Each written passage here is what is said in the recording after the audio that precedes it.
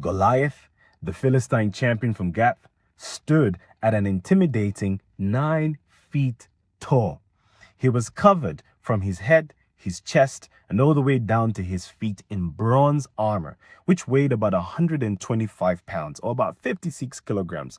Not something everybody could just easily move with, let alone fight with, but he did it so gracefully. You see, the javelin that he had used to end so many of his opponents, he carried over his shoulder, and in his hands he held firmly the spear that he used in battle.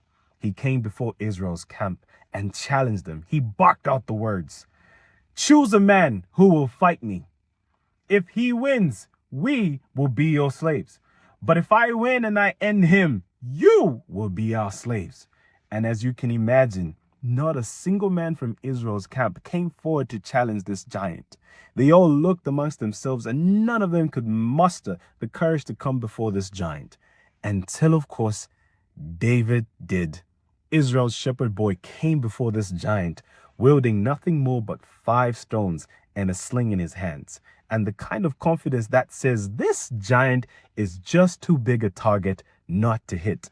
You see, while other people saw danger, David saw an opportunity. And here's something that you and I can learn about building confidence from David. You see, long before David ever came to face Goliath, he had been stacking up the evidence of victories by facing lions and bears. While this looked impossible to some, to David, he thought to himself, this looks familiar. And that's the difference that confidence makes in yours and even my life.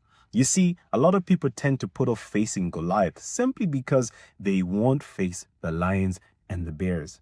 And the lions and the bears of our lives could really look like posting a video online of your opinion, even when you're afraid of judgment, no views, or other things. It could be sharing a feedback that you have or feedback that you have with a colleague when you know that it might make things awkward in the work environment.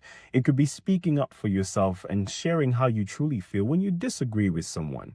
It could even be just volunteering to be the one that makes the presentation or gives the opening remarks or even gives the closing remarks.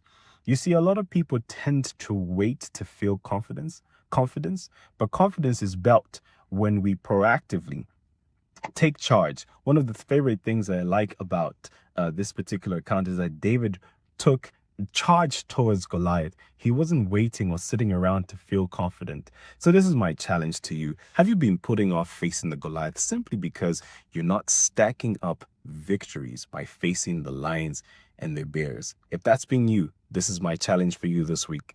Go out there and face some lions and bears. Goliath is waiting.